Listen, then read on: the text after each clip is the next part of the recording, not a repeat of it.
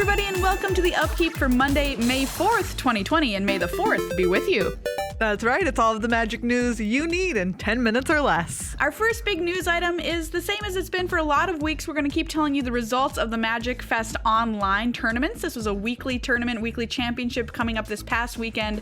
The season finals happens next weekend. But let's talk about what happened in this tournament because Oliver Tew took the whole thing down. That's right. You may know him as the 2016 Rookie of the Year and former Platinum Pro back when that was a thing. And he was playing Jeskai Yorion Fires, which is the new hotness on the standard Frontier. And this deck plays Lukka, and there were 3 copies of it in the top 8. Yeah, this deck with Lukka is just kind of filthy because Lukka's -2 ensures you will hit an Agent of Treachery. That's right. The way the deck is built, Agent of Treachery is the target for, is the only thing that Lukka's going to turn up. And blinking Agent of Treachery with a Yorion in play is just magic, as Garfield intended. Oh, it's pretty disgusting. And I'm sure we're going to see and hear a lot more about it in the coming weeks. Also in that top 8 was Teamer Reclamation, Boros Cycling, Teamer Clover, Bant Yorion, and Odd Rakdos. Gabe Nassif lost to Oliver in the quarterfinals, so big names in the history of Magic continuing to show up in the top 8 of these tournaments. And if you want a fun fact, about 45% of the field was playing Yorion as their companion. Whew, what a world. So pretty dominant. Think of all those people just out there playing 80-card decks. I know, right? To make it happen. Now I want to know what beats Yorion, so somebody out there, please build a deck to beat Yorion, okay? Up next, SCG is hosting an Ikoria pre-release party on Twitch this coming weekend. They're going to have a couple of their prominent faces, as well as some people from Wizards of the Coast, building and playing with the cards online, but in real life. You know what I mean? Real cardboard cards. Real cardboard cards, but still all online.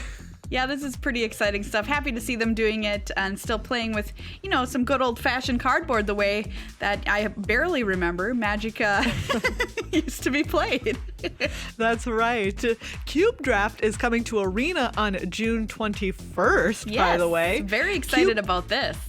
Yes, absolutely. Cube Sealed debuted in March. Perhaps you remember playing it, but it's now moving to full human drafts, and your first one is going to be free. Very excited. Cube Draft is something that has long been, something that was relegated to Magic Online or in person only. So seeing it on Arena is going to be really cool. They're adding Ikoria cards to this Cube Draft as well. Cards like Benalish Marshall will also be added in that they didn't put into the Sealed Cube because they thought that would be too hard for you to play in Sealed. But in Draft, Benalish Marshall is certainly a dream you can follow if you're going to draft the White Weenie deck. So really looking forward to that on June 21st. That's right. Next up, Historic Anthology 3 is coming to Arena with the May 21st update. It's going to be accompanied by a permanent Historic ranked queue, which I am very excited about. They are super wanting to push Historic right now because, Historic has kind of been lurking in the background for a while on Arena, and it sounds like Wizards of the Coast is really focused on pushing it to the forefront as a viable format. This release is going to contain 27 cards. That's up from 25 in Historic Anthology 2. It's going to cost 4,000 gems or 25,000 gold. And 2 big cards have been previewed so far, and they are beaters. Phyrexian Obliterator and Ulamog, the Ceaseless Hunger, will be in this drop. Nice. And the rest of the cards will be previewed on the 8th. So if you're excited to get your hands on that, be ready to take a look at what sort of strategies and synergies are maybe going to come along with this 3rd Historic Anthology. Channel Fireball announces they are resuming shipping. They say, quote, as of next week from this recording, we'll begin limited shipping and fulfillment operations at the CFB warehouse. We'll be using a small crew of team members and taking stringent precautions to maintain a safe working environment. The health and safety of our employees is paramount, and the social distancing and sanitization procedures we are implementing will help safeguard that. So if you want to buy from CFB, they'll be resuming shipping as of next week, and you will get your orders. They might be a bit delayed, but they are resuming shipping. That's right. A few DreamHack tournaments are officially postponed. So DreamHack Dallas, Summer, and Montreal are postponed until 2021. Oh, Summer, one of my favorite cities. Yeah, I know. It's kind of bizarre naming convention. But Wizards of the Coast said they do look forward to partnering with DreamHack again in the future, but they needed to focus on player health this time around. DreamHack says they are working with WotC to explore new ways to bring high-level Magic to the community. To me, it feels like DreamHack is already set up to do online tournaments because that is pretty much what they were doing anyway, that you just had to be there in person. So maybe we'll see some cool online DreamHack tournaments coming in the near future. I think that'd be pretty sweet.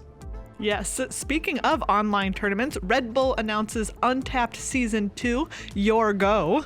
There are Germany, Spain, and Italy-specific qualifiers, as well as general qualifiers, though they will be on Arena this time in best-of-3 standard. So these qualifiers will be coming your way in May and June, so keep your eyes open for that and follow the Red Bull Untapped account on social media if you want more information about that. The end of the year finals is going to be pretty sweet. It's happening in November. The prize pool is $75,000, and it's going to consist of just 16 players who will be playing for that prize money and an invite to a, quote, top Wizard of the Coast tournament, although they're not saying exactly which one just yet. And on a very different front, Magic earnings are, quote, up significantly in the first quarter of 2020 despite coronavirus. Although you could maybe speculate and say that COVID has something to do with it. Yes, maybe because of this. Who knows? That's right. Hasbro's CEO Brian Goldner announced this on the last earnings call. Arena's growth was its strongest period since its launch. Pre-orders for Ikoria were the best ever for a new set on Arena. Yeah, they released some data with this too. The average use of Arena is 9 hours per week per user, and Wizards of the Coast expects even more growth coming ahead in quarter 2.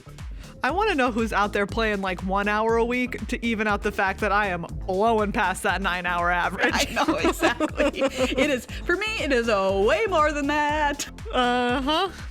Well, there you go. That is all the news that you need this week for Magic the Gathering. Thank you so much for hanging out with us. You can check out our full-length podcast. It's called Good Luck High Five and found anywhere that you get your podcasts. And you can support this show as well as Good Luck High Five over on patreon.com/GLHFMagic.